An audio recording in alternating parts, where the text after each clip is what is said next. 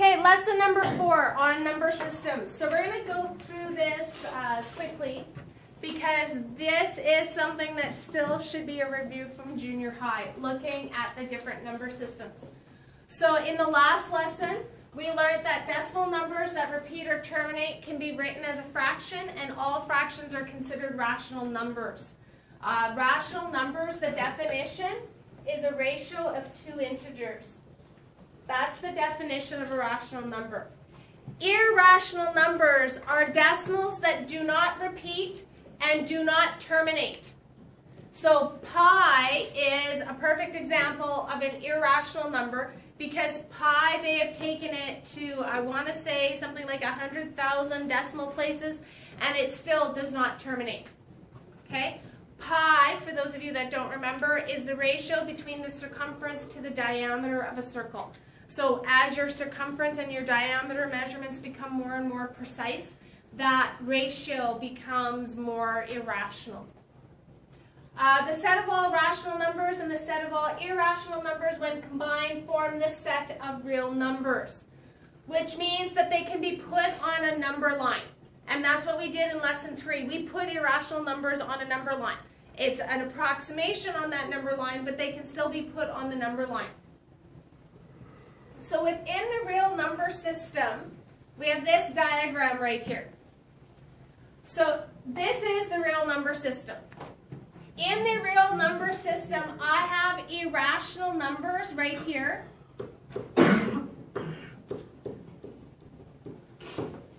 Okay? There is a symbol for irrational numbers, and that symbol is the letter Q with a line over top of it. That's the symbol for irrational. That's the symbol for irrational. Now, I don't want you to think that irrational numbers are just a small set of numbers. There's a lot of irrational numbers. It's just the way that it's drawn on this diagram. So I have irrational numbers, and then I have rational numbers, which is on this side. Rational numbers are designated by the letter Q.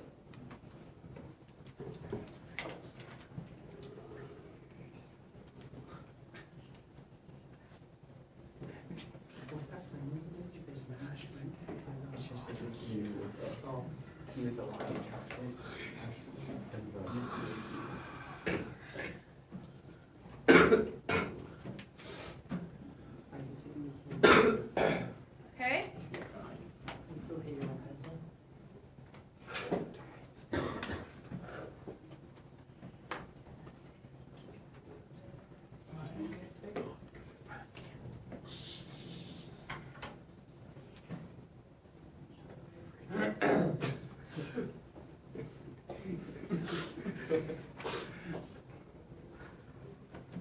Within this set of rational numbers, we have other numbers, or other sets.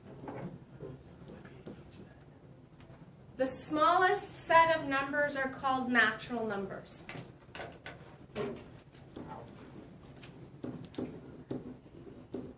Okay? Natural numbers are counting numbers. If I go down to grade 1s right now and I ask them to count, what are they going to start at? 1. And then they're going to go up to 2, 3, 4, 5. And some of them are going to end at 10 because they can't get past 10. Some of them are going to go on to 100. Some of them are going to go on even more. But they're counting numbers.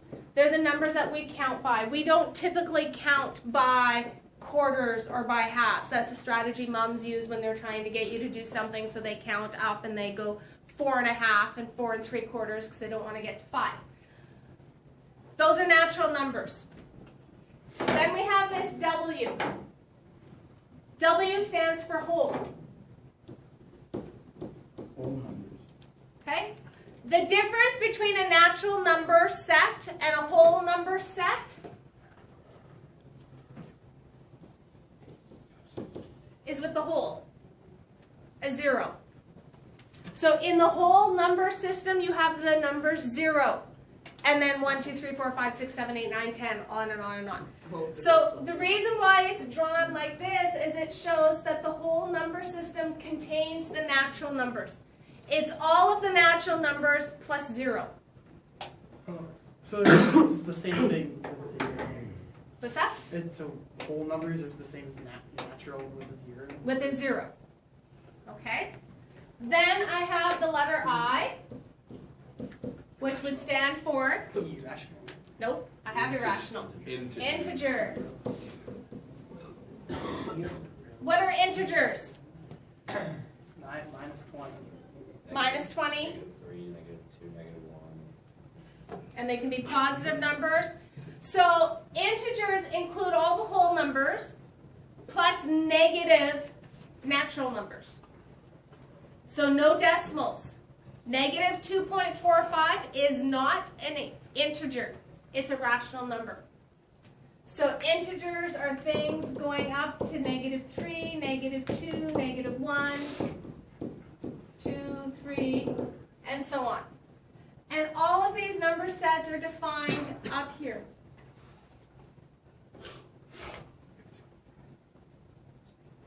Okay? So what we're going to look at is we're going to look at numbers, and we're going to see if we can classify those numbers as to what sets they belong to. So the number 9. Whole numbers. It's a whole number. Let's start with the largest set of numbers it can be. Is 9 a real number? Can you put it on a number line? Yep. Yeah. Yes. Okay? From the real numbers, we branch off. Either it is rational or irrational. Rational. It's rational. Why is it rational? Because it terminates. Terminates, okay? And I can write it as a fraction.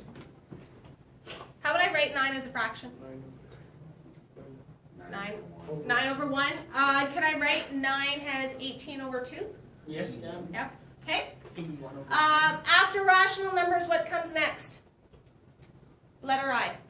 integers. Is this an integer? Yep. Yep.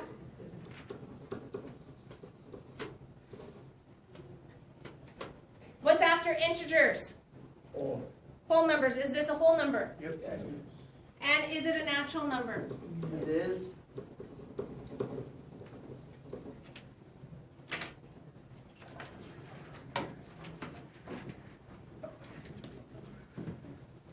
So the other way that I could draw my diagram is I could say I start off with real numbers that either branch off into irrational or rational numbers. Within my rational numbers, I can have integers. Within integers, I can have whole numbers, and within whole numbers, I can have natural numbers. Wait, is 0 a whole number? Yes. Okay, 11/7. Is that a real number? No. Can I put it on a number line? Yeah. It's Yes. If I can put it on a number line, it's a real number. Oh, it's not whole. It's not a whole number. It's a real number. Is it an irrational number or a rational number? irrational. No. It's rational. What's the definition of a rational number? It looks like it doesn't turn into. A rational number can be written as a fraction. Is this a fraction? Oh, yeah. Yes. What is words? Okay. Is this an integer? No. No. Integers are positive and negative whole numbers. This is not an integer because it's a fraction. It's not a whole number or a natural number. Right. Well, if it's not an integer, it can't fit into anything down. Okay, the square root of 5. Is it a real number? Can I put it on a number line? Yeah. Yes. Isn't which numbers aren't real numbers then? I'll explain that to you in just a moment. Okay, is it rational or irrational? It is. Irrational. Why? Can't make it into a fraction. Because I can't turn it into a fraction. Even my calculator, now the calculator's not foolproof. There are some decimals I could throw in here that it wouldn't be able to turn into a fraction, and they could be terminating decimals. But if I go square root of 5, and I get this decimal, and I try to math bracket, it doesn't do it. So I can use that as an indication that chances are I can't write this as a fraction, which means it's not a rational number. So that makes it irrational. And if it is irrational, there are no other further sets for it to go into. -7. Real. Real number, because I can put it on the number line. Rational or irrational? Rational. Why? It can be a fraction. Because I can write it as a fraction. Is it an integer? Yep. Yep. Is it a whole number? No. Why not? It's less than 0. It's less than 0. I've got a negative in front of it. So let's look at the number 9 and -9. The number 9 belongs to 5 number sets. It's a real, rational, integer, whole, natural number. -9 would be like -7. It would be a real, rational integer. Why? Why does one belong to 5 sets and one belongs to 3? Because that one's less than 0 and 9 is more than 0. So negative numbers Are not whole are not whole or natural. or natural. Okay, good.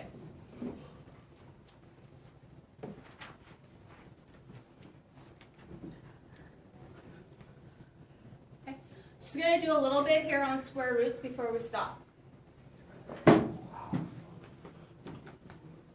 When I take the square root of a number, I can actually get 2 answers.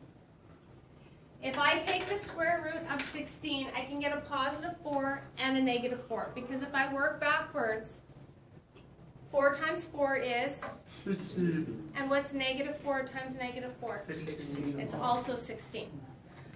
Whoa. Now, the majority of the time when we say what's the square root of 16, we only mean 4. We only mean the principal square root, the positive square root. Okay? So, if I have a non-perfect square such as 17, if I take the square root of 17, I get, and we abbreviate, we say root 17, or the negative root 17. Now, when we are dealing with non-perfect square numbers, knowing what our perfect square numbers are helps. So for example, something like the square root of 46. If I look at all of my perfect square numbers, what number on this side is 46 closest to? 6 and 7. It's closest to 49, which is 7. So the square root of 46, I can say, is approximately equal to, so that's a symbol for approximately equals, 6.8. to 7. And then I can use my calculator to find out to the nearest 10.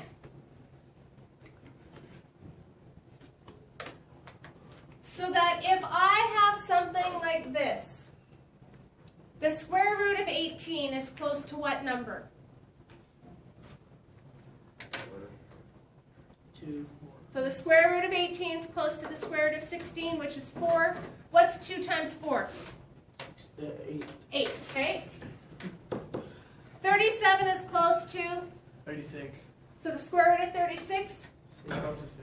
So 5 times 6. 30.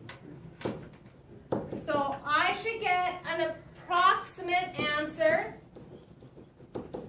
of 38. If I use my calculator, I can type this in exactly as I see it. 2 root 18. Make sure that you use your cursor to get out of that square root bar so it doesn't keep following you. Plus 5 root 37. Well, Now, some of your calculators, if they're the older models, when you press the square root button, it actually opens up a bracket. So it would be the root button, bracket, 18, close the bracket.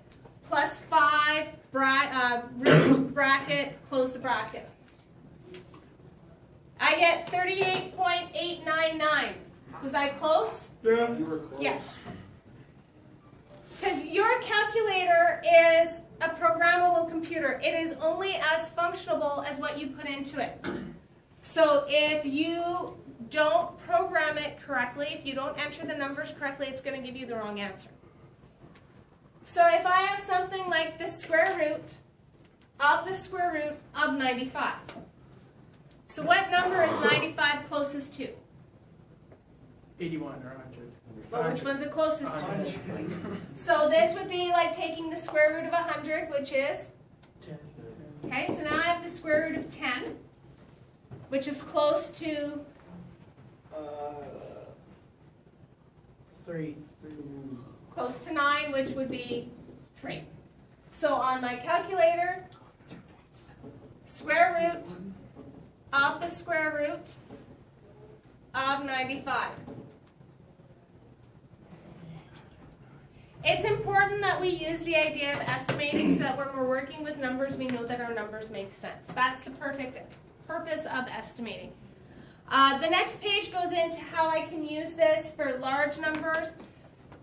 We're not going to worry about that. Large numbers, we would resort to using our calculator, or really small numbers.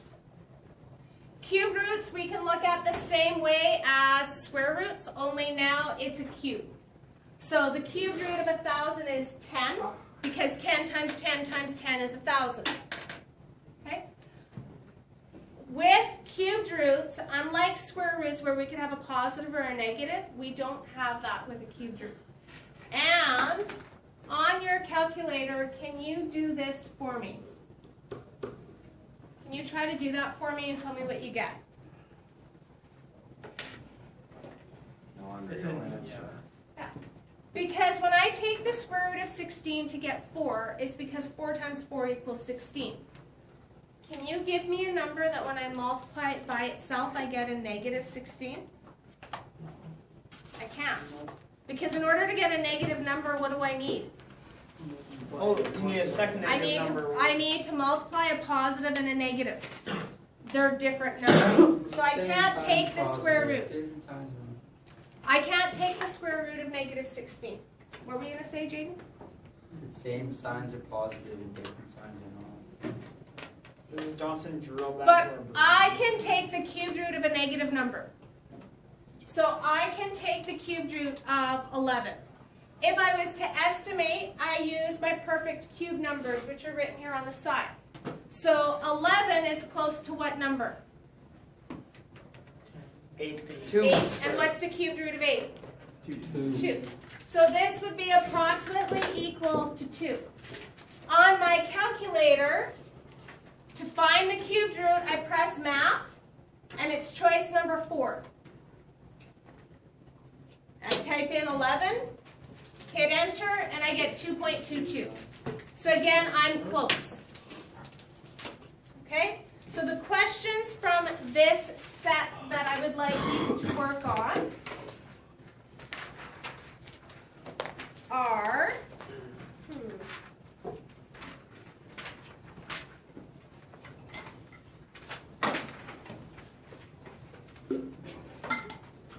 okay, so these are the questions that I want you to work on for your homework.